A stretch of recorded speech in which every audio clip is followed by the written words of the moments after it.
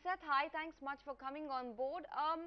Just want to, understand from you, how would you sum up 2018? I mean, we're in the last week of the year. There's been too much that has happened when it comes to commodities, when it comes to the capital markets, the global growth concern, trade war concerns, which has weighed in on the investor sentiment across the globe in a big way. How would you sum up the year for us? Well, we certainly saw, pretty good markets for most of the year, and it took a very short time to have such a striking market decline.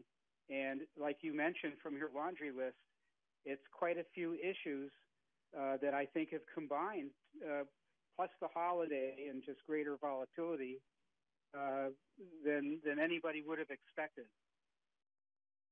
Okay, and going into 2019, how are you, what are the kind of feelers that you're getting? Is the volatility, is the uncertainty, the sell-off likely to spill over?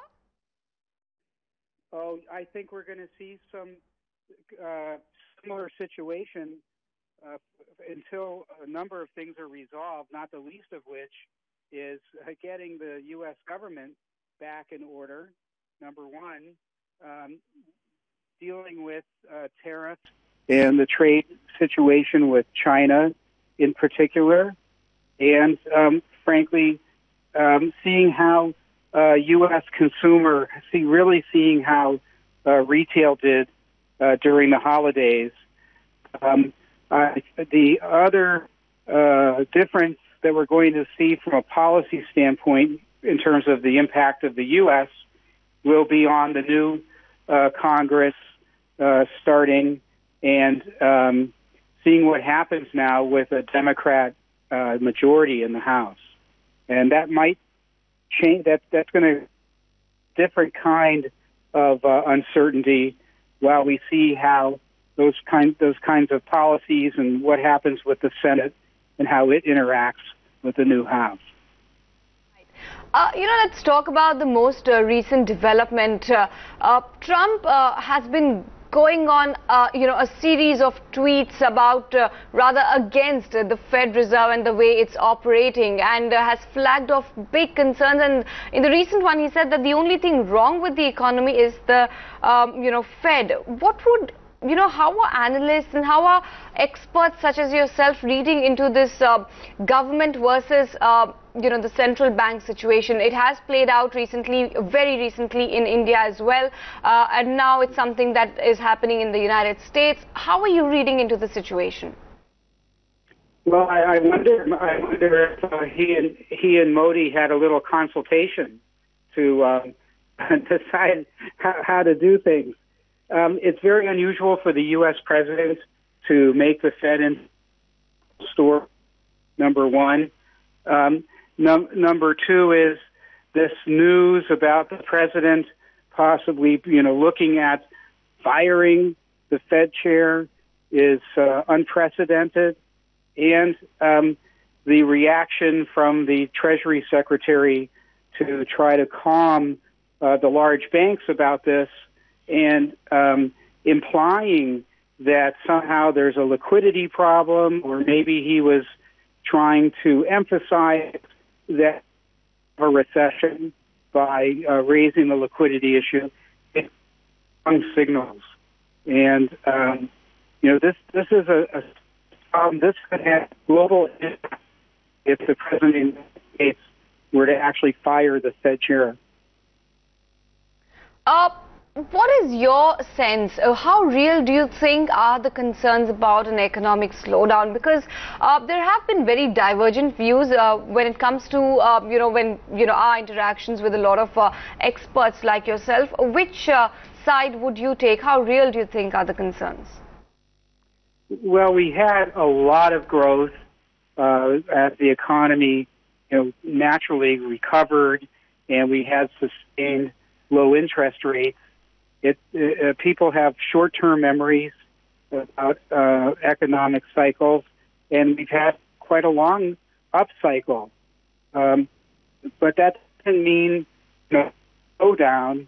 Even if it should have striking effects. We don't have We're going to have to see what happens with earnings reports. I guess they'll start coming out the end of January, February, and see how those look. But the world economy, the U.S. economy, is generally good. And the fact is, even with higher interest rates targeted at 2.25% to 2.5%, those are still historically low rates.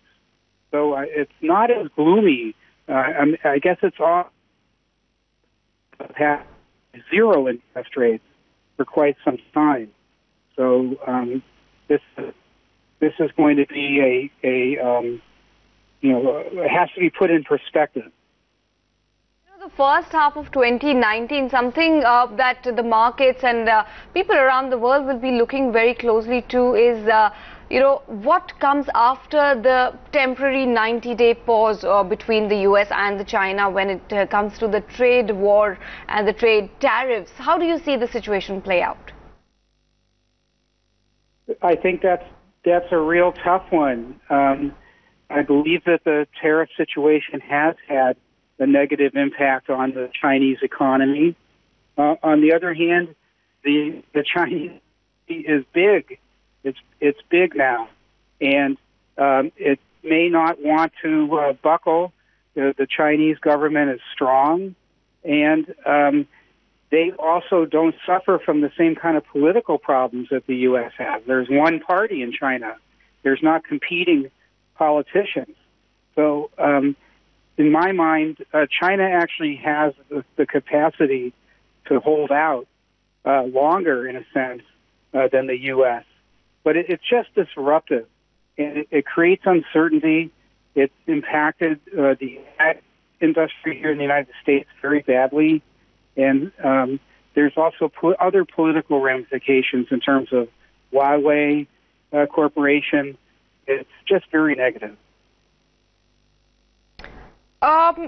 Okay, but apart from the trade war concerns between the United States and China, there's also Brexit. There's higher interest rates that could also impact the growth prospects when it comes to economy and when it comes to earnings trajectory. How are you looking at these two factors as well? How big a role could they be playing as well in 2019 when it comes to the investor sentiment overall?